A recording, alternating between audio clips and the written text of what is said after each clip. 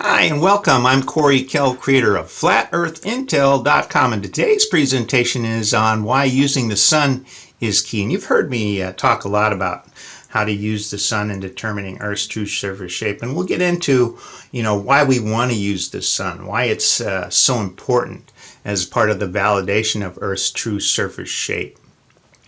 And with that, I kind of liken it to, there's an understanding and education in the entire process. I kind of liken it to baseball, getting to that first base. And because the globe model is the onus is on the globe model, the model of the day, and that's the globe or the Earth is said to be orbiting around that sun as the center celestial body for that model.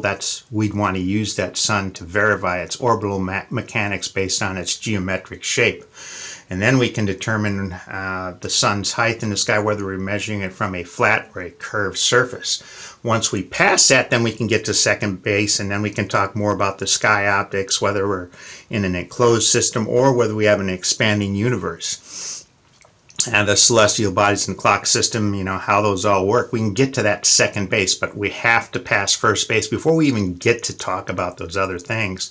And then, of course, third base, we can get into gravity, electrostatics, the toroidal field, and the weather season. Some of that, I think, is affected by that toroidal field.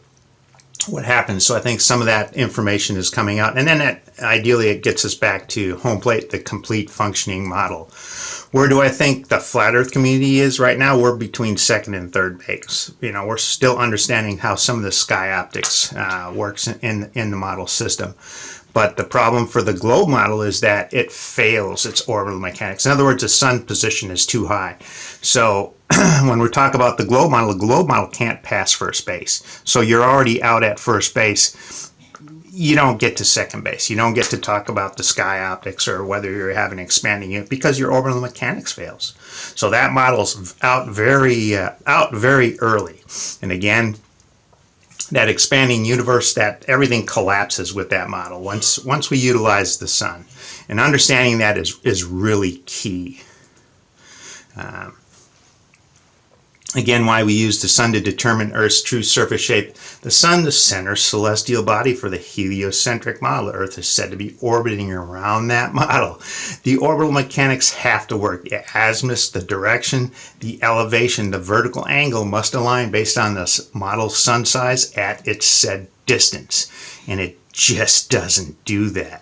Understanding there's a limit for that model in testing, the 45-degree sector test. If you're doing that 45-degree sector test, 45 degrees is the limit if you're doing the 45-degree sector test. And if you're getting readings over 50 degrees, you're way out of that model's limit. And again, I've had some people talk about, well, they've tried to manipulate the grid or do other things like that nature. And again, it's because the sun does not work with the globe model grid. It's just out of position. And again, if you don't test that, you'll never know. You don't actually do the physical measurements, you'll never know. And again, understanding that limit.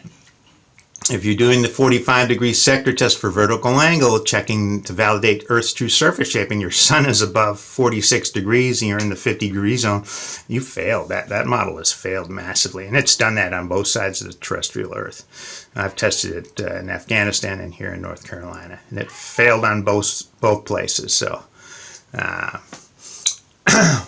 again, the heliocentric model, again, the model of the day, that sun being the center celestial body for the Earth as it moves around in that what's called the ecliptic, and then the Earth also spins, it orbits. And again, because you had failure in orbital mechanics, the Michelson-Morley experiment that failed, that showed the Earth wasn't moving, again, a huge problem. In testing vertical angle, we find that it fails in a major portion of the ecliptic in the summer sun in the northern hemisphere. This is the failure zone here, this area right here. So the sun is out of position in the ecliptic for this area. Again, that's a problem, and that's a failure in its orbital mechanics for the globe model.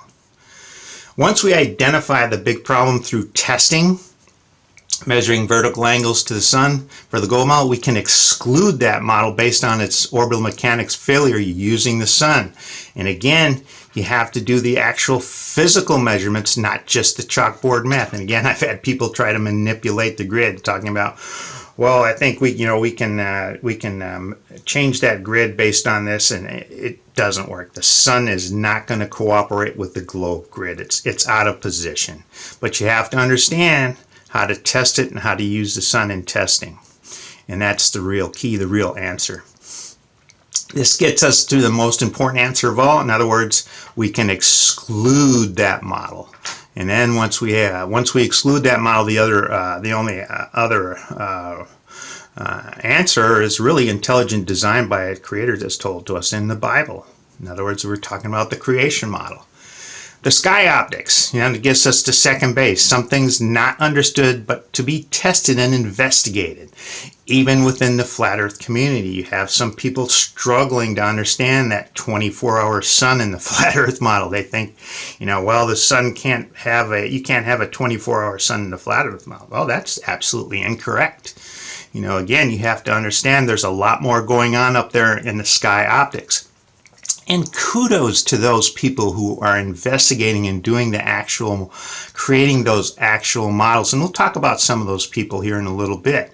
So those people who are looking for those answers and creating those models, again, kudos to you for taking the time, the effort to look through and work through and solve some of those problems for that model. Again, what we see above us, a time-aged clock system for signs, seasons, ambience, and beauty. And it's really about peeling away the layers, finding the answers, of understanding it's a layered system. So you're not going to just get one answer for the entire system. It's in layers. I talk a little bit about this, the low sky system in the Sun and Earth Modern User Reference Guide. In my book that I put out in October of 23, that petri dish, that lower fluid layer, we'll talk a little bit more about that. The SDA is in both models, the solar declination. A lot of people don't know that. What's the SDA and what it does? I identify that in the flat Earth model in the book, and I talk a little bit about that. Identifies the sun's correct position. In other words, we get to first base. Now we can concentrate on getting to second base. The FE orbital mechanics models that work.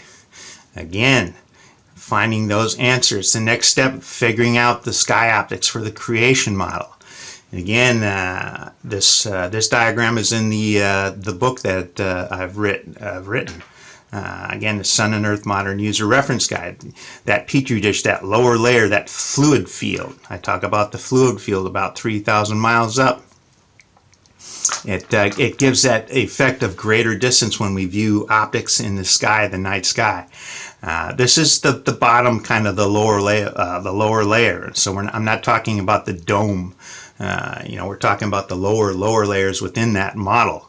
So again, it gives those effects, and I think Joseph Hanvey talks about this fluid layer, this superfluid. Again, very good analysis. So again, some of those things we're investigating, we're finding answers, and how that actually works. The SDA and the flat Earth model, the atmospheric effects in the sun's location. When I talked about this, I did the actual experiment using a magnifying sheet and using just an object as the sun, as is shown here. We can see the sun's actual position from the sun's actual viewed position. So that difference is what's called the solar declination angle. When does this occur? Very early mornings and late evenings as that sun sets and sun rises. That fluid field, that layer, gives that effect, and it blocks out that second sun, or that other sun that could be coming from the projection device or the 24-hour sun. Again, we have to understand how that works and what the effects of that layer does. Very, very, very cleverly designed. There's that sky optics is very complex. So again, it's finding out and getting some of those answers, and I talk a little bit more about that in the book. Again, a lot of people don't know that the SDA is in both models. As I said, Joseph Hamby, I think he's got a pretty good handle on his model, and he talks about that superfluid layer. Again, we have the light sources shown here. We have the sun, and then we have the 24-hour sun. And I know a lot of people, some people in the flat earth community say, well, There can't be a 24-hour sun in the flat Earth. Oh, it absolutely can be. You just have to understand how the sky optics work. And again, I think Joseph, kudos to him. Great work. Continue to press and push forward against some of the negativity that's coming out against him and that model. He's actually working through and solving some of those problems. Another gentleman, Stephen Alonso, has a firmament tracker, his app. Basically, some more great work going on with the orbital mechanics, and he has that the Flat Earth Science. Again, a lot of this information, these layers, this information and understanding is starting to come out in the Flat Earth community, which you don't have in the globe community, and is missing, an actual working model. We look at the actual physical azimuths, what was your azimuth? And I always talk about, well, I saw the sun at this time in this position.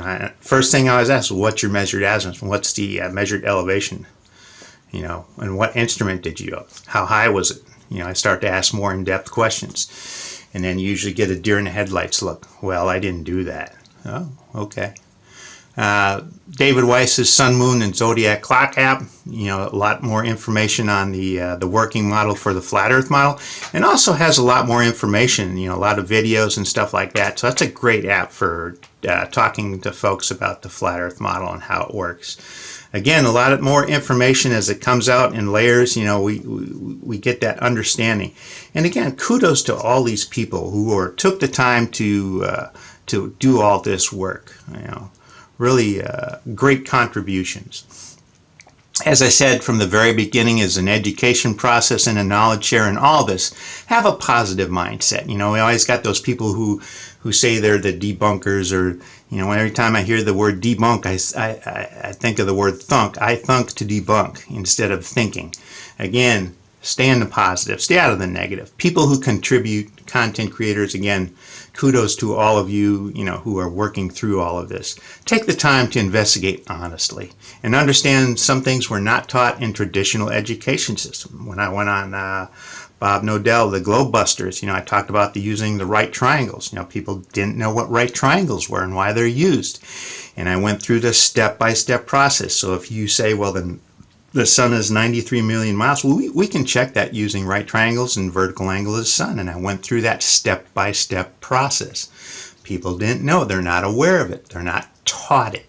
And again, I did the same thing with this professor of science. And again, he got him into trouble with, not understanding the limit for the globe model because they're not taught it. Again, so there's a lot of things we're learning as a whole. This is why using the sun is so key and so important. I'm Corey Kell, creator of FlatEarthIntel.com. Thanks for watching.